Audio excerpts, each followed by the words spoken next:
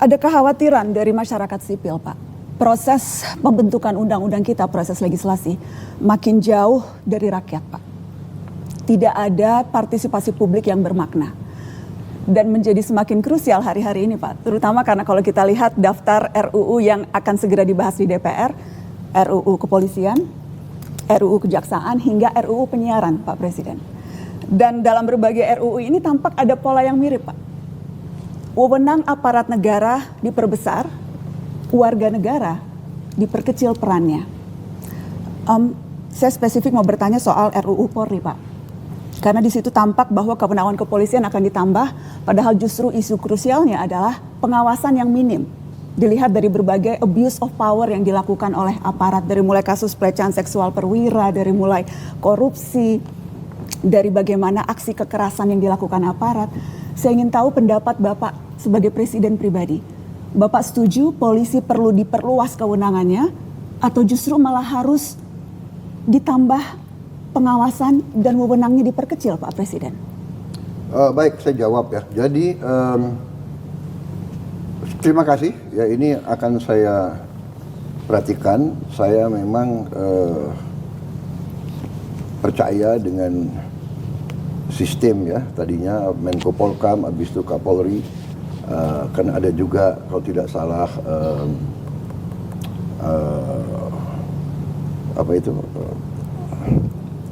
oversight yang di atas Polri itu, komisi Kompolnas, ya kan, itu juga terdiri dari tokoh-tokoh itu kan.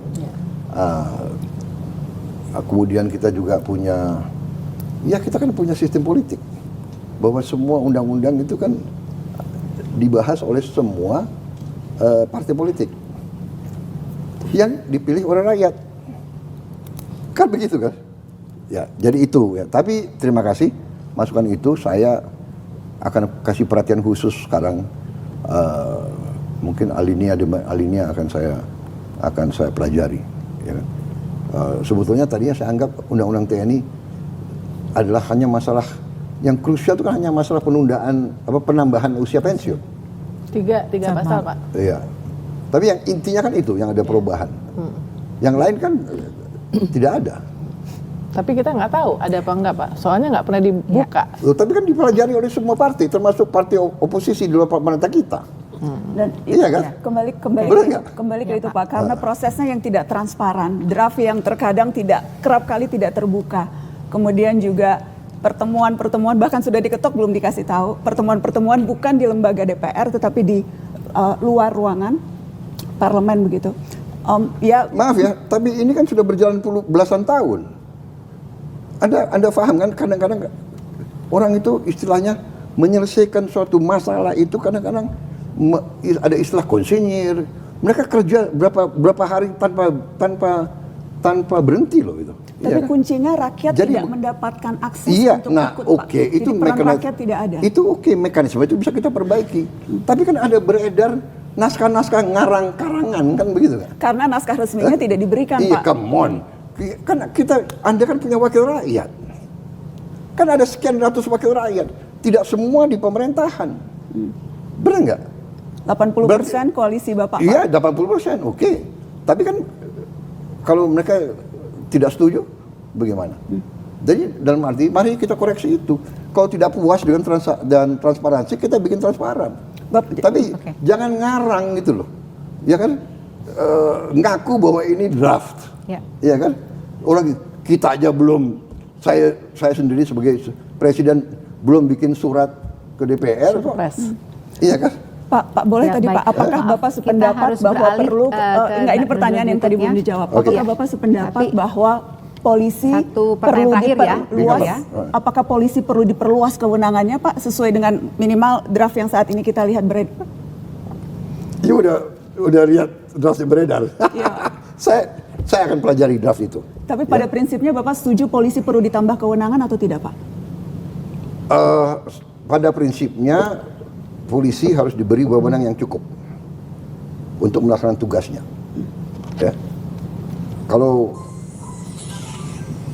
Kalau dia sudah diberi wewenang cukup, ya kenapa harus ditambah?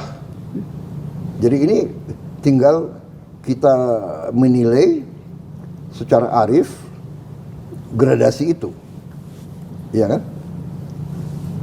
Kalau polisi sudah diberi wewenang yang cukup untuk melaksanakan tugasnya, ya kan, untuk memberantas kriminalitas, memberantas penyelundupan, narkoba dan sebagainya, melindungi masyarakat, keamanan tertiba, saya kira cukup.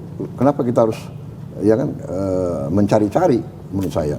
Pak, ketika tadi baik. Bapak, ketika Maaf, waktu kita sudah habis, kita harus berikan dulu kesempatan kepada yang lainnya, Pak. Gak apa-apa, Terima saya bisa. Oke. Terima kasih Bapak. Tadi saya mau follow up ketika Bapak bilang sudah memperingatkan dan nanti sebelum nanti akan ambil tindakan kepada kepolisian. Tadi Bapak mengatakan itu. Tidak hanya kepolisian, semua Seluruh aparat. institusi. Ya. Nah, ukurannya apa, Pak? Mana momen indikator yang Bapak rasa ini memang sudah waktunya ambil tindakan? Apakah beragam kasus yang terjadi belakangan? Apakah itu belum cukup untuk Bapak mengambil tindakan seperti tadi kata Bapak? Saya kira kita bisa melihat, ya, saya umpamanya nanti akan menilai apakah penyelundupan narkoba berkurang. Kedua, apakah penyelundupan barang-barang terlarang berkurang, ya.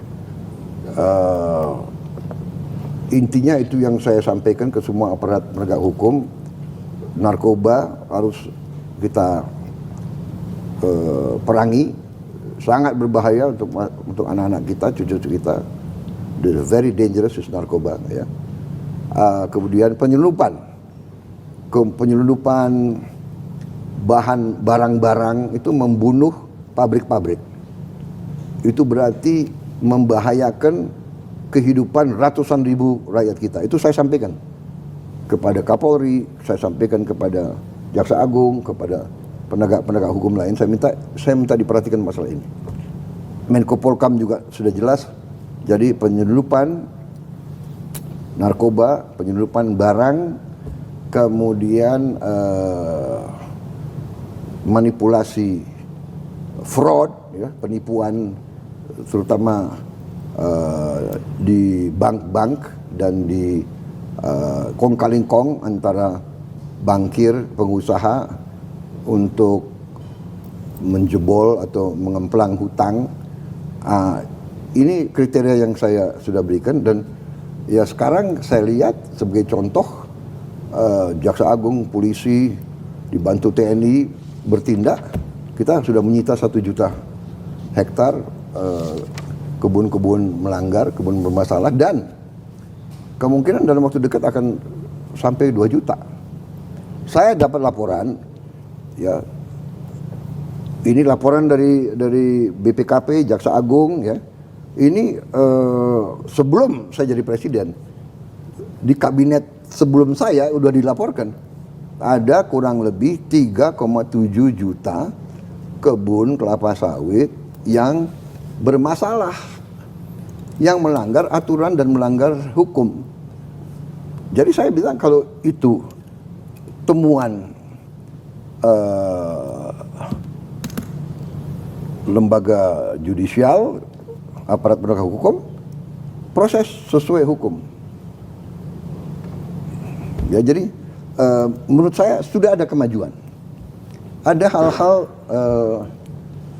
yang tadinya kasus-kasus yang tidak berani disentuh, bisa kita mulai bertindak. Ini bukan pekerjaan ringan. The road is still long, perjalanan masih jauh. Ya, saya terus terang, tapi saya sudah kasih peringatan dan saya sudah menghimbau.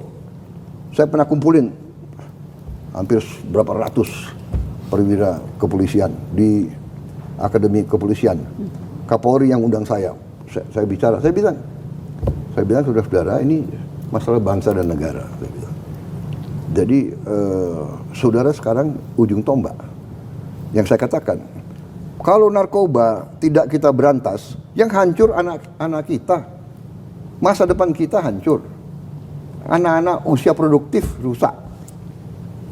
Dan cukup mengkhawatirkan jumlah yang sudah kena nyandu. Yang di dalam penjara pun anak muda banyak sekali. Ini saya perintahkan ditinjau kembali kalau perlu masuk rehab. Saya sudah sampaikan itu. Saya sampaikan ke mereka. Ya kan? Jadilah Anda pahlawan bangsa, menyelamatkan masa depan bangsa, berantas narkoba, berantas penyeludupan. Ya kan? Itu himbauan saya kepada mereka. Dan saya orang yang berpikir positif, ya. Sometimes we have to give positive reinforcement. Jadi kita himbau, kita kasih kesempatan yang berprestasi. Ada seorang petugas kepolisian berhasil menangkap, membongkar penyeludupan. Ya kita naikin pangkat luar biasa dan sebagainya. Ya, saya kira itu jawaban. Tapi saya nangkap concern masyarakat dan saya akan ya bicara dari hati ke hati. Keberhasilan negara yang kuat antara lain keberhasilan daripada tentara dan polisinya menjadi baik, menjadi unggul. Ini pelajaran sejarah. Negara itu kuat. Saya sampaikan, masalah korupsi ini masalah yang sangat penting. Kita harus berani untuk mengurangi kalau bisa sampai sekecil-kecilnya. Kalau enggak, ya hancur masa depan kita karena kekayaan kita hilang, ya kan? Yang bisa dipakai untuk membantu orang miskin dipakai hanya segelintir orang.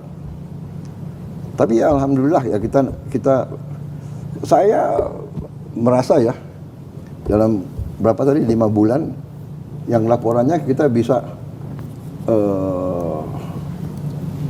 bisa selamatkan cukup besar ya. Hampir potensi kerugian yang kita selamatkan itu 1.440 triliun. Itu dari 1 juta hektar kelapa sawit aja yang bisa kita selamatkan segitu. 480 triliun setahun. Kalau dikali 10 tahun ya demikian. Pertamina juga kita bisa selamatkan kerugian yang sekian banyak. Ini baru 150 hari tuh sekian, ya kan? Nah kalau kita lihat pengungkapan yang lain, ya saya kira prestasi kita total pengungkapan sebelum 20 Oktober itu 645 triliun. Jadi I think we are moving fast. Tapi saya terima nanti akan saya bicarakan dengan tokoh-tokoh koalisi supaya ada transparansi. Tiap undang-undang ya ada dengar pendapat, undang semua stakeholder dibahas, ya kan?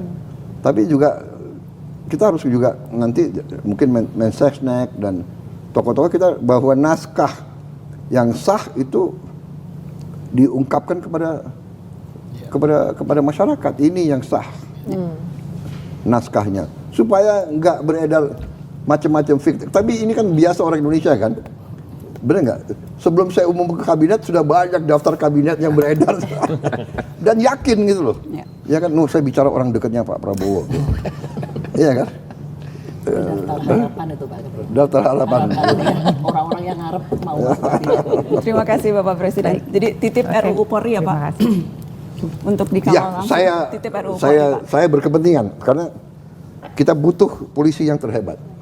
Terhebat yang bisa diawasi. That is kunci. Karena kalau enggak, kita lihat negara-negara lain ya, akhirnya,